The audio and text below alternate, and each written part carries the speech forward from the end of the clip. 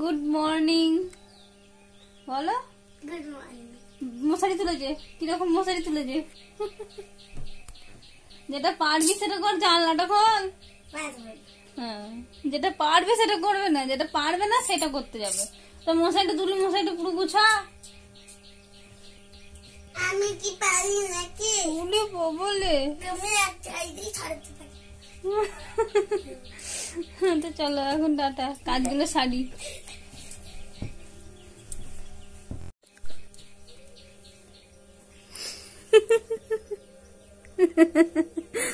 তুই পারবি না, থাক আমি করে নিচ্ছি।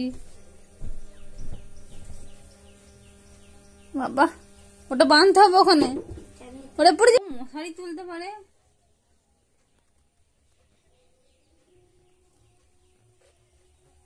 এখন বাজছে 6:55। আরে 7টা বাজতে আছে, নে পড়তে বসবি চ। আমি যাওয়াটা ফোনটা ছাড় দিয়ে দিই, দিয়ে পড়তে হবি চ।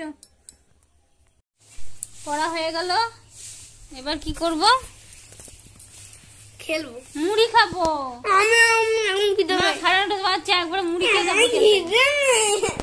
এখন খিদে নাই, তাহলে গোটার সময় খিদে পাবে শুনি। তাহলে সব কেচে মেলা হয়ে গেছে, ওই গোটাই কেচেছি, বেশি কাচি নাই। তো বন্ধুরা দেখো, আমাদের মুড়ি খাওয়া হয়ে গেছে। এখানে হাঁড়ি ধুয়ে রেডি করে ফেলেছি, চাল ধোয়া হয়ে গেছে। আর ওখানে এটা হচ্ছে মাছ, আজকে মাছ হবে। আজকেই কেনা হয়েছে, আজকের মতন করা হবে, বাদ বাকি ফ্রিজে ঢোকানো হবে। তো চলো ফটাফট রান্নাটা করে নিই, তারপরে আবার কথা বলবো। তো এখানে দেখো মাছে নুন হলুদ মাখানো হয়ে গেছে। এটা হচ্ছে মাছের তেল, আটা ফুল কাটাগুলো বার করে রেখেছি, তেল কাটা যেগুলো দিয়ে চচ্চড়ি হবে। আর এটা শাক ধোয়া হয়ে গেছে, শাক হবে কলমি শাক। আর এখানে আলু কাটা হয়ে গেছে। আর মাছের ঝোলের জন্য এটা মশলাও করা হয়ে গেছে, পেঁয়াজ রসুন টমেটো কাঁচা লঙ্কা দিয়ে আজকে আদা ছাড়া মাছের ঝোল করব। আর দেখো এখানে মাছ ভাজা হচ্ছে।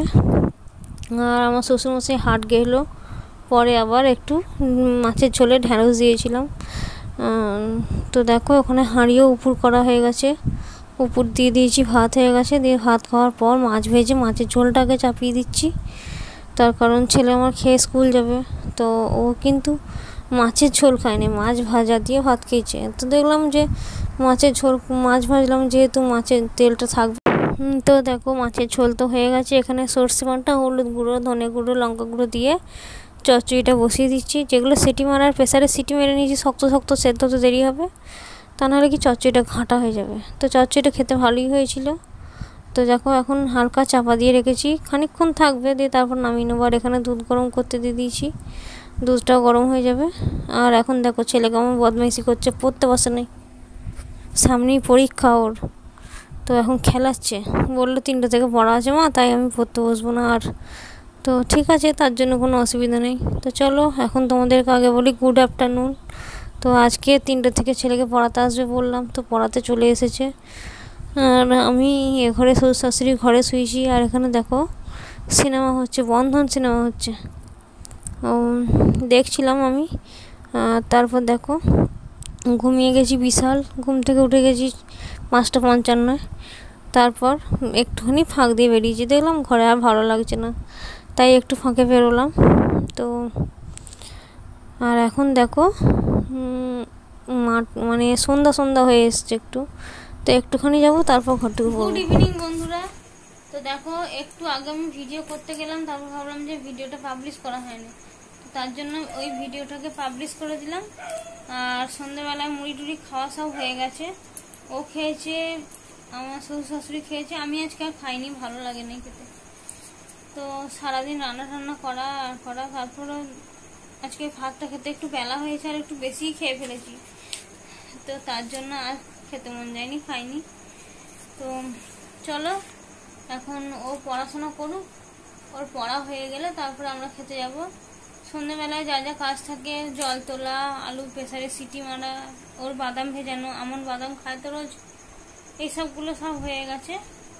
দিয়ে তারপরে ও ঘরে বসে একটু সিরিয়াল দেখছিলাম, দিয়ে এখন এখানে এসে বসে তোমাদের সাথে কথা বলছি, ভিডিও পাবলিশ করলাম। চলো এখন ও পড়া করুক, তারপরে আবার কথা বলবো তোমাদের সাথে। তো বন্ধুরা দেখো ওর পড়া হয়ে গেছে, 9:10 ছেড়ে দিয়েছি ওকে। দিয়ে ফোনে একটু গেম খেলছিলাম, ও দেখছিল বসে বসে।